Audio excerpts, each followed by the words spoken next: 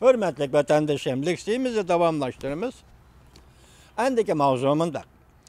Tayvan uruş harbısıga bağlanıp kaldı. Öndeş. Bunun deyinme çoğun günah olmaz. Mavzulu haber 4. ayının 22. güne Venvitor bitin ilan kılındı haber. Mındak başlandı. Azatlık armiya Tayvan boğuzu da zor kölemdi man veri elip bargan ve elip berivatkan bir peytte işke dana devletin eğer tiple kuralları dep atalgan 6-2 belgilik bombardımançı ayrıpılan Tayvan'da ayrılıp çoğup çarlaş elip badı. Bu ayrıpılan Cungu'nun ayrıpılan. Tayvan 50 kıtım agahlandırış verip havaga ayrıpılan çıkadı arlıkta. Azatlık armiya pisent mi kılmadı? Bunundan burun azatlık armiya bombardımançı ayrıpılan ve razvit ayrıpılanlarını teşkillep Tayvan'ı ayrılıp. Beijing Tayvan işhanısının bayanatçısı mındak görset. Tayvan müstakilçileri Tayvan boğuzu mukumluğunun real tehdididir. Tayvan dairlerine ve her kandak kişilerine agahlandırış birimiz ki Beijing'in ilgilik hukuk, zemin pütülligini qoğdaş iradısıga sel qaramaslıqınla gerek. Azatlık armiyamında görüşüyordu. Bunundan biz bu caylağı köp barımız. Bunundan keyin biz bu caylağı köp barımız. Bu caylağı daim barımız, köp üçümüz. Dedi Qaraganda. Azatlık armiyanın her bir ayrıpılalır. Tayvan'da ayrılıp üçünü daimi adetke aylandırız gerek. Bu arqılıq Tayvan müstakilçilerine popoza işletsi gerek. Birak Tayvan dairlerin növbeti jim turup aldı. Cungu'nun kılıp atqını Tayvan cemaat pişkeligi təsir körüştüşki oranıştın ibaret. Lekin Tayvan halkının süpet sapası intayın yok koru bolup, demek Tayvan halkına süpet sapası degendelikki biz Uygurlarda özara birbirimizi tilaqaret qilishmay, bular demek siyasi süpet, siyasi sapa bilan Cungu meselesiga taqabul turdigan Tayvanlikkan da bor. Tayvan halkının siyasi süpet sapası intayı yok bulup her kandak təsir göçürmeyi. Tayvan'da alakadar tarafla el rayı sınaşını elip bağanda 70%'in artıq Tayvan halkı Tayvan'ı qoğdaş üçün can kılışta halaydı qallığını bildirdi. Bu güya Prezident Tsai Ing-wen hükümetinin Tayvan müstakilçileriga yel bergendek bir iş boldu. Beijing'den müstakilçiler kurallı karıştırışığı yak degendek bir iş boldu. Beijing'den müstakilçiler kurallı karıştırışığı yak degendek bir iş boldu. El rayını sınaş körüstüpmedi ki Tayvan müstakilçilerinden horigi üsüp xatar ulguyuşqa başladı.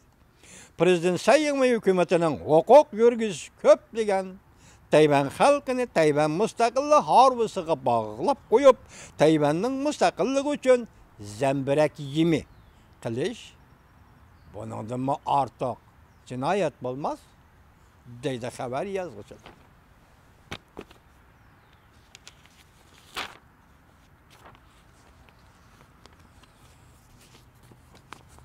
Endiki yeni bir haber Amerika'nın Tayvan'daki cemiyetinin sabık cemiyet başlığı kıyas kılıp Amerika Koşmuş Ştatları Deniz Armiyası Qorug'lukta can kılıgıcı kısımları Tayvan cemiyeti kirip orallaşıdı dep görsetti. Mavzulu haber 4. ayının 22. günü Amerika Avaz'dan Xitay til programı ilan kılındı haber. Mındak başlandı. Amerika'da Tayvan Taybi iş başkuruş ordunun yukarı derecelik bir nefer emeldarı makali yazıp, kıyas kılıp, Amerika Qoruqluqda Amerika Deniz Armiyası Qoruqluq çıkıp can kılgıcı kısımlarının Amerika'nın Tayvan'da kurulgan iş başkuruş ordunun yeni adresiga kirip, oruluşuda qallığını görset.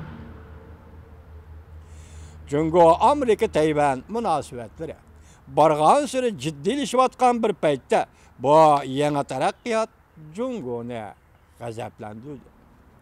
Cungu Amerika turuşluq baş elçixanası taşqi işler mülazimeti için Amerika'ga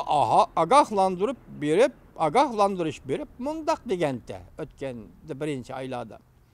Amerika harbiy parxodlarini Tayvanga avatgan kun Jungo Tayvanni qurolliq kuch bilan birlikka keltirgan kundir. Amerikaning Tayvan turishlik jamiyati bu yil yozda yangi adresga ko'chadi. Bu jamiyatning sobiq boshlig'i Stephen Young Tayvanning erkinlik vaqt gazetida bir parcha maqola e'lon qilib, mundaq ko'rsatdi. Jamiyatning Niho yangi adresi Amerikaning tanlangan qismlari garnizonlik vazifasi atqizildi. Bu yerda Amerikaning yangi adres Niho degan ko'chada yangi adres, ya'ni Amerikaning tanlangan qismlari bu yerda garnizonlik vazifasini ijro qildi. Ya'ni bosh elchi emas, Amerikaning Tayvan jamiyatini qo'g'daydi demoqchi bo'lyapti. Demak, Tayvanda Amerika jamiyatining yangi ko'chgan binosiga Amerika dengiz armiyasining qo'rg'oqlikda jang qilguvchi qismlari o'rinlashidi, yerlashidi deganlikdir. Eg'ir gap, hurmatli vatandoshlar, diqqat qiling bu jumlalarga. Amerikaning Tayvan turishlik jamiyati 450 nafar odam ishlaydi. Amerika davlat mahkamasining huquq berish ostida bu organ viza bejirishni muatqirdi. Agar Tayvan jamiyatining yangi bino, yangi adresida Amerikaning quruqliq chiqib, jang qilguvchi qo'shinlari kirib o'rinlashadigan bo'lsa, albatta shundoq bo'lishi mumkinki, Amerikaning Tayvan jamiyati Amerikaning boshqa davlatlarda turishliq bosh elchiligiga o'xshash yoki barobar deb qaraladi. Diqqat qildingizmi vatandoshim? Agar Tayvan jamiyatining yangi bino, yangi adresida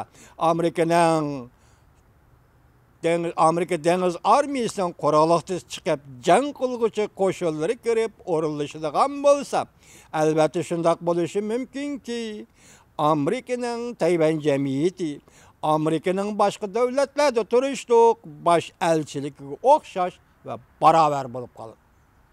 Navbatda bu jamiyatning boshlig'i Yang Sukang mundaq dedi: Osiyoda bexatarlik ishlariga mas'ul Amerika davlat mudofaa ministrligining yordamchi davlat mudofaa ministri Wallace Chip Gregson bilan zich hamkorlashib, qo'rg'oqqa chiqib jang qilguvchi qismlar oilasini yangi planga elib kirish xiyollarimizni kapolatga ega qilgan edik dedi. Diqqat eting.